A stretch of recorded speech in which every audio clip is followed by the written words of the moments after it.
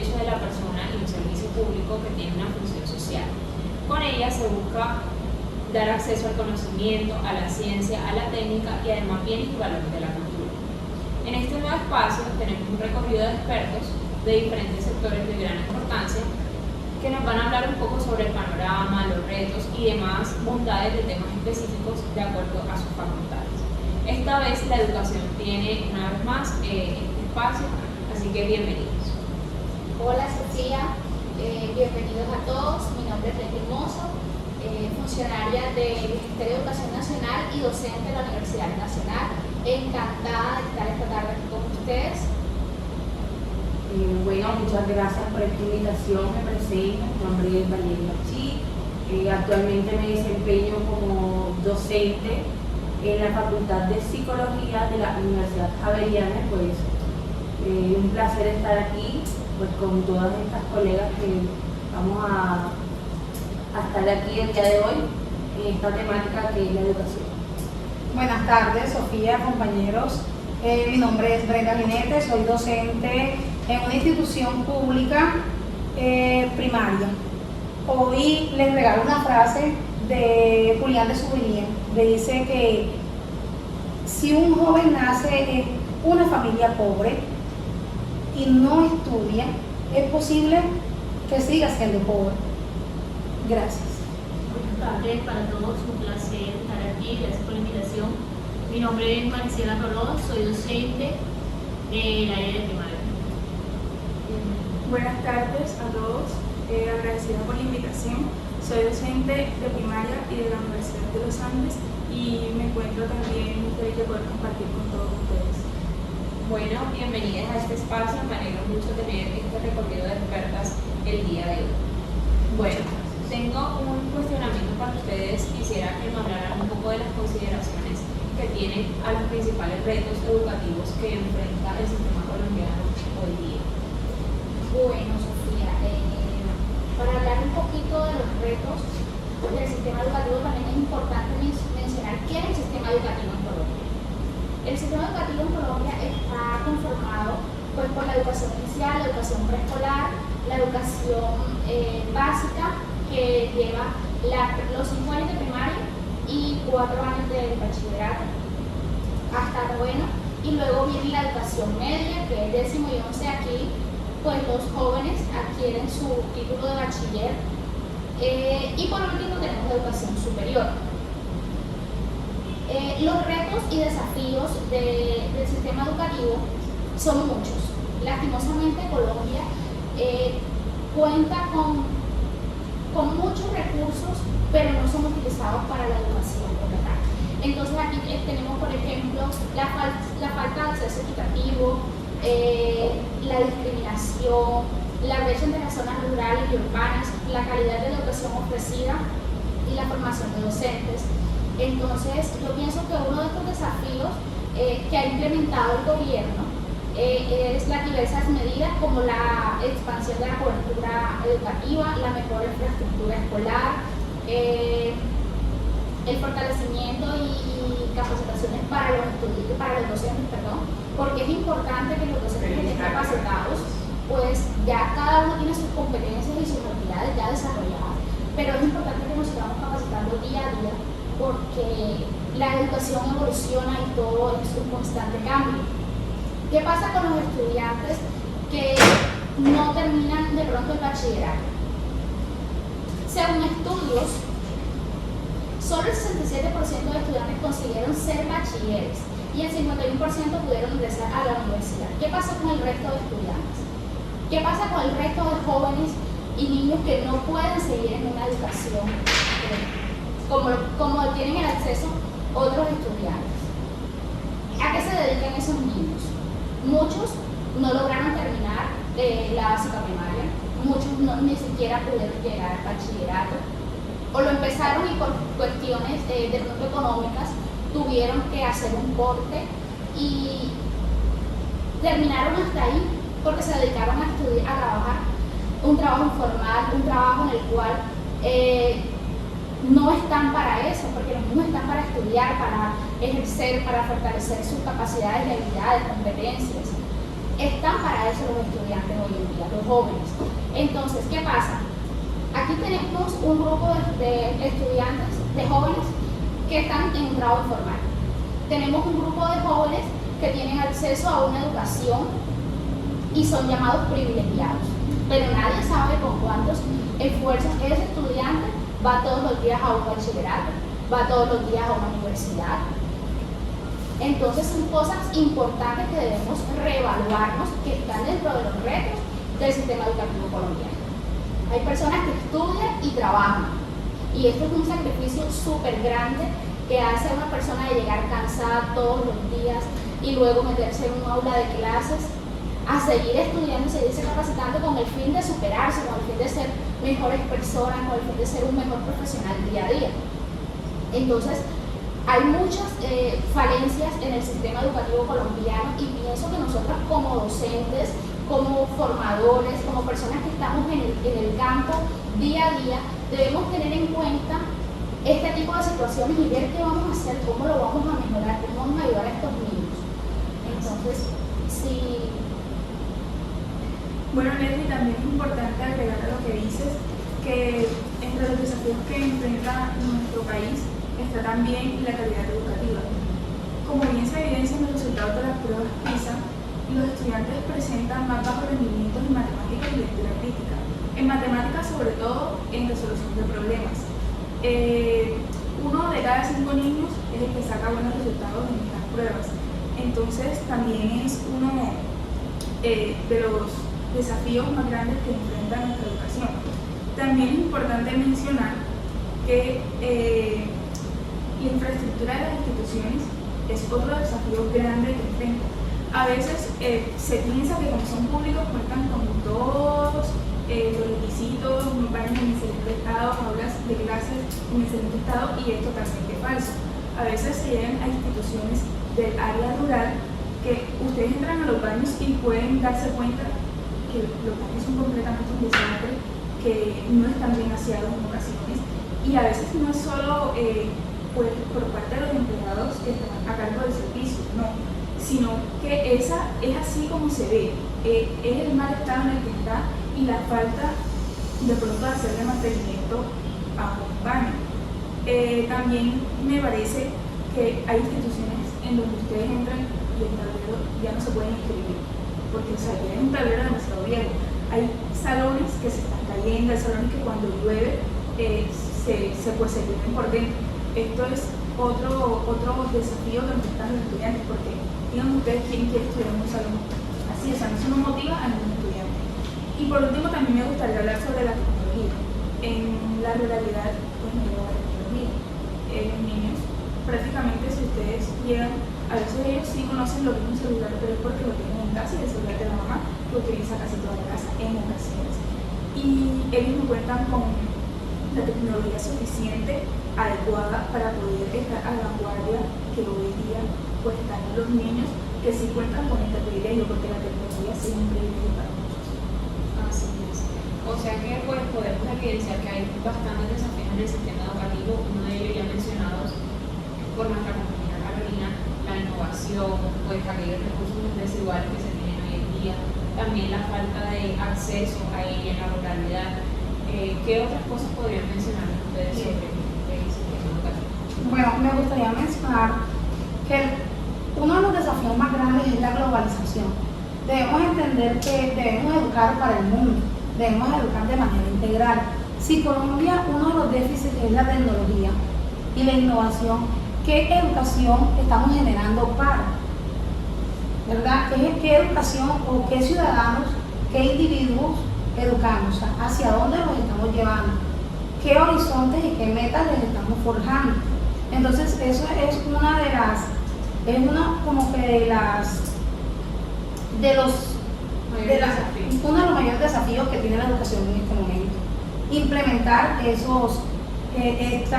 esta forma globalizada de educación. En un momento, escuchando a una científica, ella decía que nosotros teníamos que evolucionar con lo que tuviéramos, por lo menos los países que estaban en esas condiciones. Porque si nosotros esperábamos una calidad Recurso o financiero. un recurso financiero que íbamos a estar estancados. Y en estos momentos de pronto Colombia tiene muchos ideales, pero nos falta esa financiación. Entonces es hora como que los docentes, digamos, hay que hacer un par y tomar esa conciencia.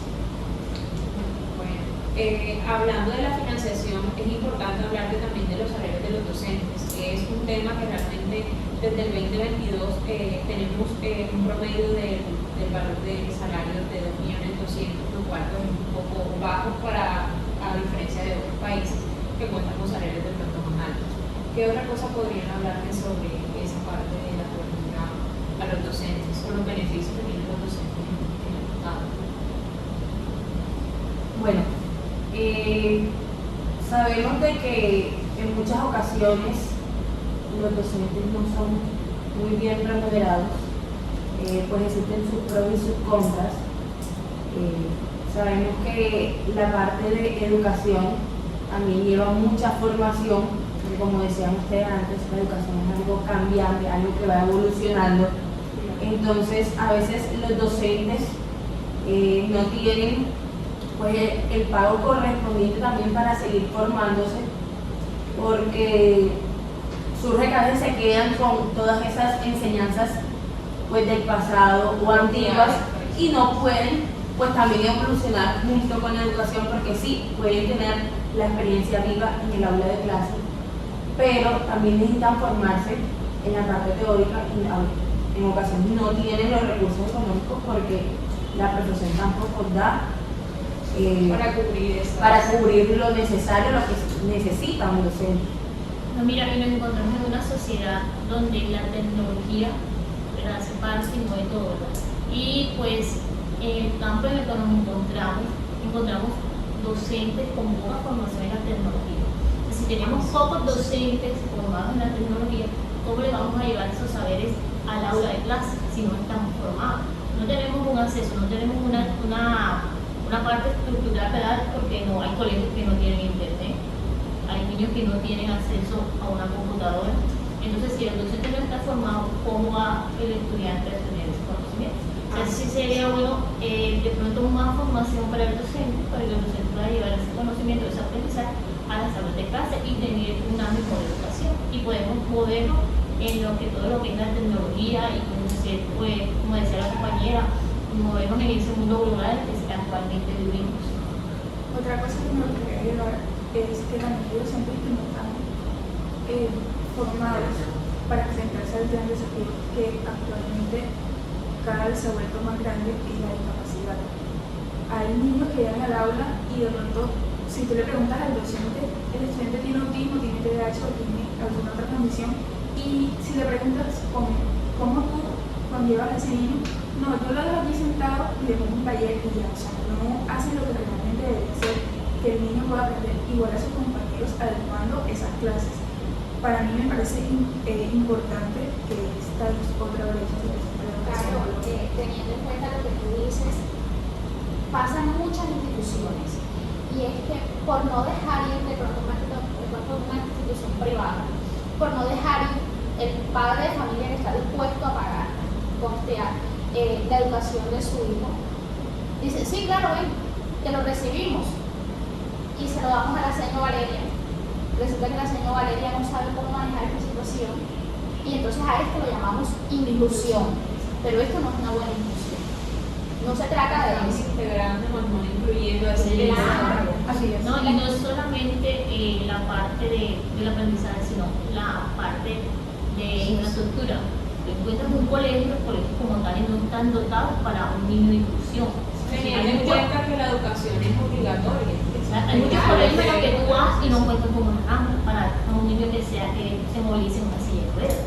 O sea, ¿cómo Tiene la haces tú necesidad especial para movilizarte con ese niño? O sea, hay tantas dificultades y es algo que dice que vamos a una educación inclusiva, pero si no tenemos las herramientas, no estamos preparados, ¿cómo nos vamos a enfrentar? Es un reto grandísimo que se está presentando ahora mismo. Y al momento de aceptar esos niños en las instituciones educativas también se crea algo en ellos pues que también afecta su salud mental, porque dice, si a mí me pusieron en este colegio, pero no tiene las adecuaciones, ya sea curriculares o de infraestructura, para yo poder estar aquí, porque estoy aquí. Y porque si mis compañeros pueden hacer ciertas actividades, yo no las puedo hacer.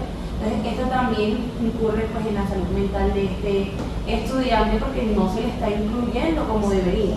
Y eso también afecta su proceso. Bueno, es muy importante eso que dice Valeria, ya que a veces nos preguntamos por qué tanta deserción escolar.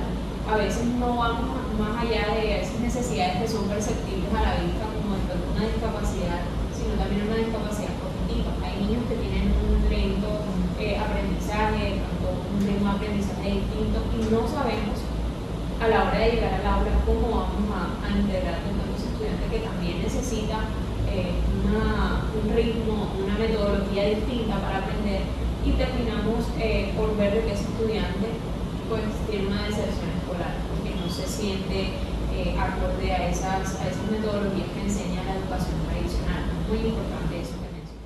Bueno, de acuerdo a las reformas educativas actuales, ¿qué consideraciones tenemos sobre estas? Es muy importante para nosotros, sobre todo hablando de la Ley General de Educación. Es importante tener en cuenta el debate que se está realizando sobre la reforma en curso, ya que pues sus efectos a evaluar son un poco prontos. Sin embargo, es una reforma que requiere de gran importancia para el futuro de Colombia. Por eso me atrevo a decir de que todos los sectores de nuestra sociedad deben estar participando en este debate para que se vigile de cerca su implementación. Esta reforma va a traer diferentes beneficios a la educación. Uno de ellos es la flexibilización curricular. Esto va a permitir que las instituciones educativas tengan mayor posibilidad de diseñar currículos flexibles de acuerdo a las necesidades y pertinencias educativas que consideren. Alejandro Gaviria Uribe, exministro de Educación y uno de los principales impulsores de esta reforma, considera y argumenta de que es necesario ver esta reforma de cerca y vigilar la calidad educativa que va a tener, el impacto educativo, ya que es necesario ver aquellas necesidades que se tienen en el siglo XXI para impulsar esa educación en Colombia. Otro de los posibles beneficios de esta reforma es el enfoque en la formación integral. La reforma pone un énfasis importante en la formación integral de los estudiantes, que incluye pues, aspectos como el desarrollo de competencias socioeconómicas, socioemocionales, que son muy importantes destacar en nuestra educación, la educación para la ciudadanía, que nos hace bastante falta hoy en día, y pues otro de esos beneficios que va a traer consigo esta reforma es el fortalecimiento de la educación rural en nuestro país, que está bastante olvidada, y se hace necesario incluirla en esta reforma educativa para fortalecer esa parte de la educación rural, como una creación de un fondo para la construcción de nueva infraestructura que se hace bastante necesaria.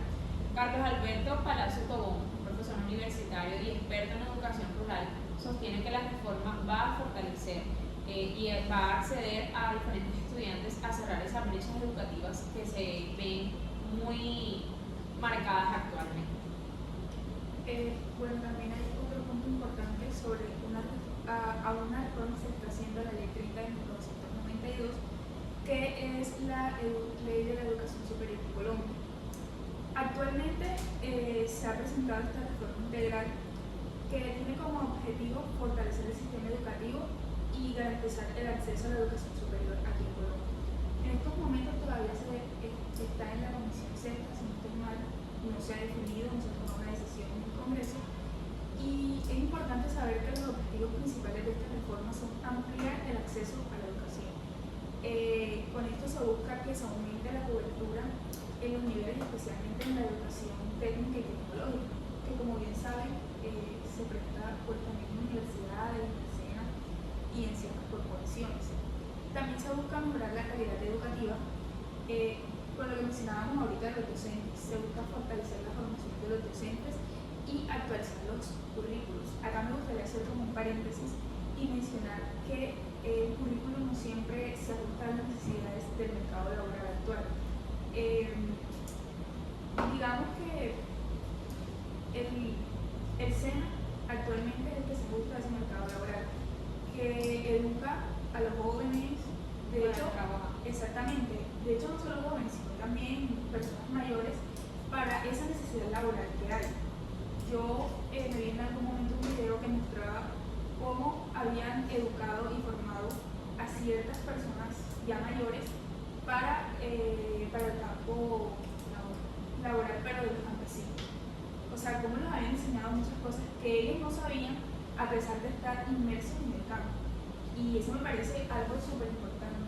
Bueno, y que también hay que mencionar que algunas instituciones no solamente tienen énfasis académicos, algunas de ellas tienen un complemento con el SENA, que es una institución de calidad, que pues, como lo mencionaba Carolina, oferta diferentes promociones de programas que beneficien el trabajo. Sin embargo, es importante que las instituciones también integren esa parte o articulen esas enseñanzas con el SENA para que pues, mejoren también esa parte que es muy importante. Bueno, Sofía, teniendo en cuenta esto que dices, conozco instituciones en diversos municipios donde los estudiantes cuando ingresan a 10º entran a un curso con el SENA. Lo hacen en 10º y 11. Cuando se gradúan, aparece en el diploma bachiller comercial con énfasis, dependiendo del curso que haya, del programa que haya tomado. Cuando ya los estudiantes se gradúan, pueden ingresar con mayor facilidad al SENA, igual hacen su proceso, todo como todos los jóvenes, y eso que hicieron ellos durante estos 2 años se lo validan. Entonces ya creo que salen como un tecnólogo. Sí, creo que esa es la oferta como un tecnólogo. Entonces yo pienso que esto es una oportunidad súper grande para los estudiantes, para los jóvenes, que quizás por problemas económicos o por la falta de acompañamiento y todo esto, no pueden acceder a una educación. Y aquí el SENA les está dando una educación de calidad. Entonces eso es muy bueno. Bueno, y que también es importante mencionar de que esto también les va a traer un beneficio tanto económico, porque tengo entendido de que pues les dan una serie de subsidios por estudiar, lo cual también beneficia que de pronto se preparen en otras áreas, porque muchos obviamente no van a tener ese sostenimiento económico que mucho les hace falta. Recordemos también que al ellos tener una mayor educación y sobre todo que sea para el trabajo, es obvio que su calidad de vida va a mejorar, porque su empleabilidad va a ser mejor y de acuerdo a eso, pues tendrán otro tipo de proyectos. Bueno, retomando, esta reforma, esta ley también busca aumentar la inversión pública en la educación superior, otorgándole becas y créditos a estudiantes de escasos recursos que de pronto no tienen la facilidad de poder estudiar. Y era lo que también hablábamos ahorita sobre estos estudiantes que no pueden llegar a una universidad privada porque no tienen los recursos. Con esto se les facilita poder llegar allá. Entre los principales cambios pues está la creación del Sistema Nacional de Educación Superior, la gratuidad de las instituciones superiores que ya mencioné para los estudiantes del trato 1, 2 y 3.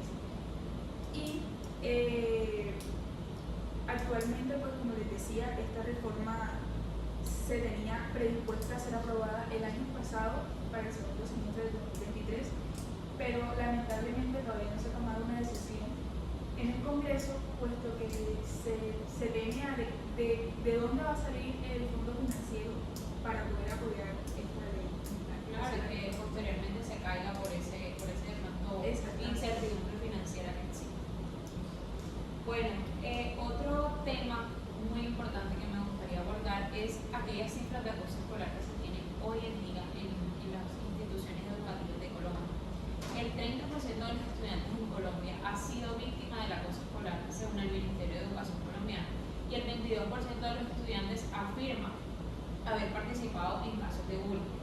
Es alarmante estas cifras, ya que pues, se conoció que de acuerdo a diferentes entidades, que en el 2020 8.981 casos graves reportados, lo cual es bastante pues, alarmante. Es importante visibilizar estos casos de acoso escolar.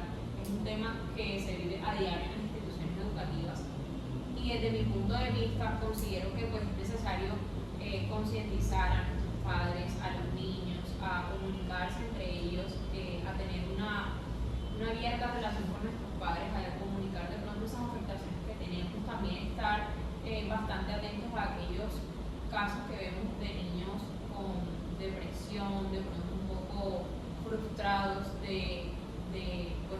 a clases, es importante que como padres también visibilicemos esas alarmas, podríamos decir, de los niños que tienen de pronto para mencionar sobre el tema. Sofía, aquí hay un punto clave y pasa en la mayoría de los casos, y es el tema al hablar, al decir, me está pasando esto, en el colegio me hacen bullying, me tratan así, esto y lo otro, y es lo que lleva ese silencio a que ese niño esté cargado constantemente de tantas cosas. ¿Y cuántos niños no se han suicidado porque no soportan llevar esa maleta del bullying?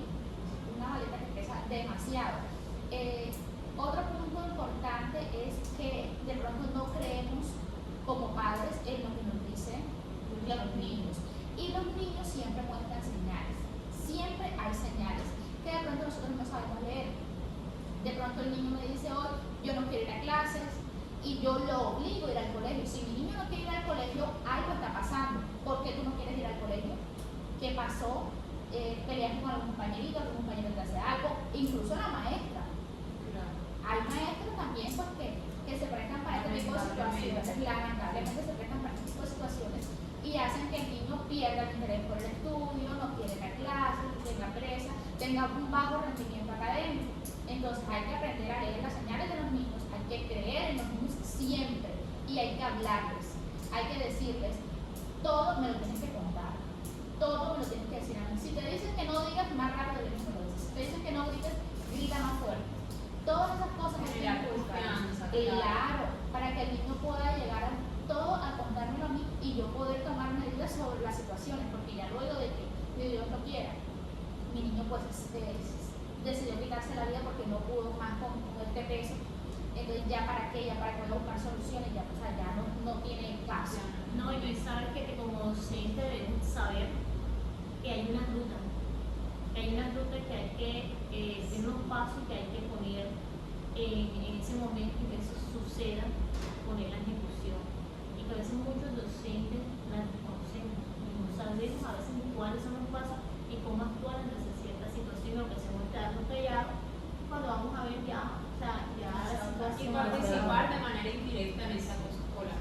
Otro punto que me parece importante desde la parte docente y desde nuestros hogares es promover aquellos valores que le van a permitir a los niños reconocer esas diferencias que tenemos en nosotros, porque a veces llegamos al aula de clases y tenemos un aula distinta, cada uno tiene pues maneras de hablar distintas, maneras de ser distintas, y es necesario cultivar el respeto, la tolerancia en nuestros niños para evitar esas cifras de acoso escolar. Un niño que es respetuoso y tolerante no va a ser ni pues parte viva de ese acoso escolar, que es muy importante mencionar.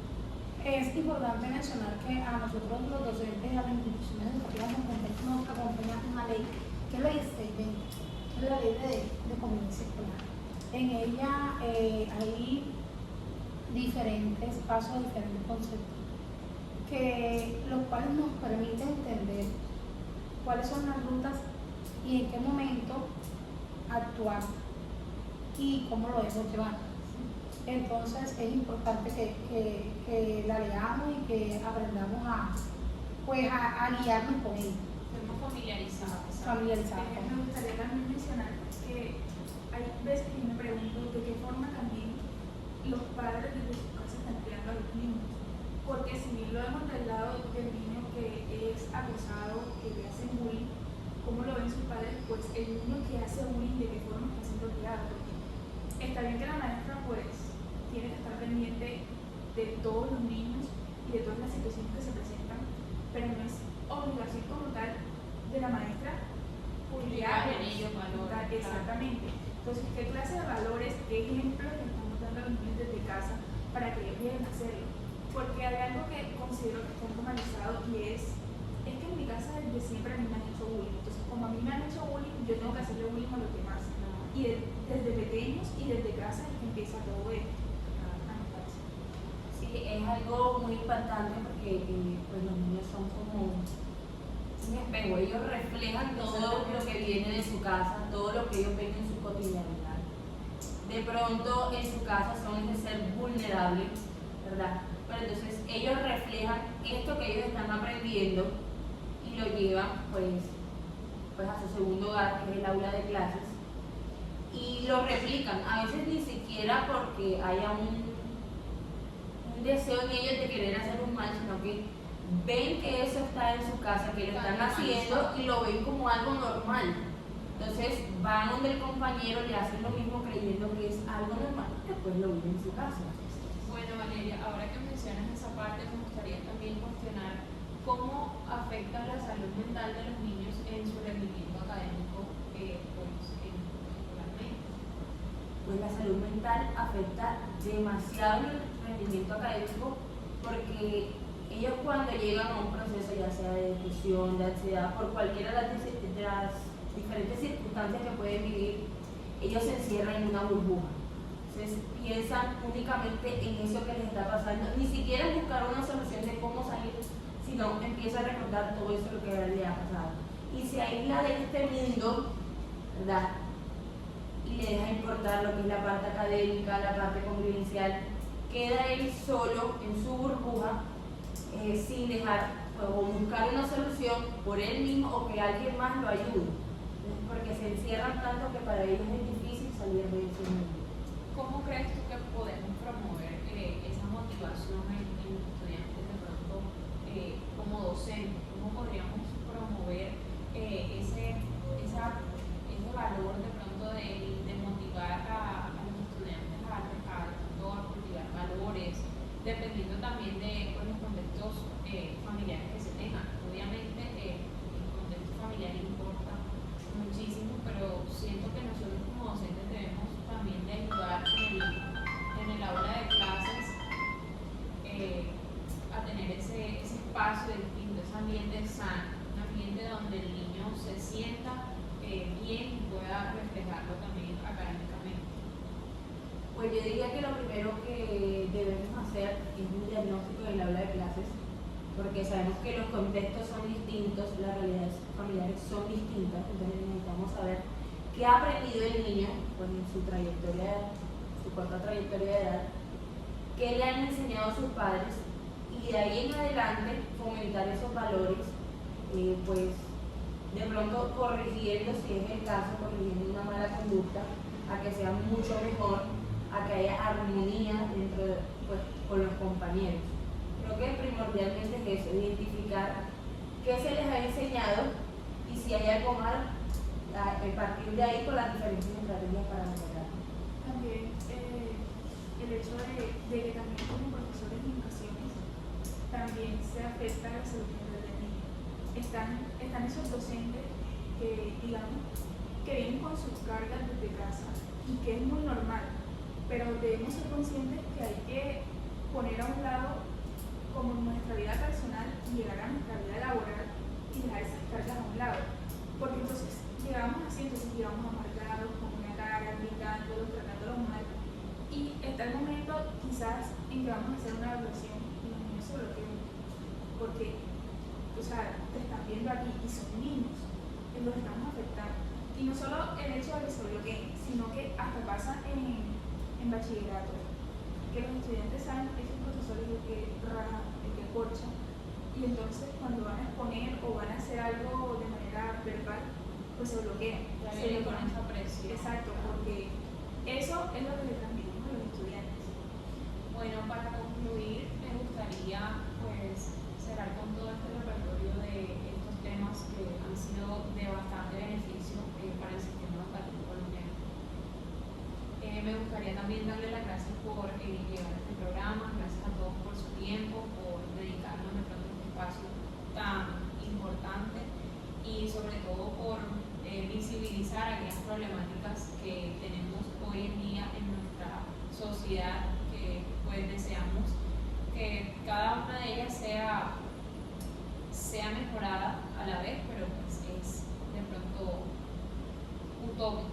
Bueno, muchas gracias por participar el día de hoy. Nos vemos en el próximo capítulo. Gracias.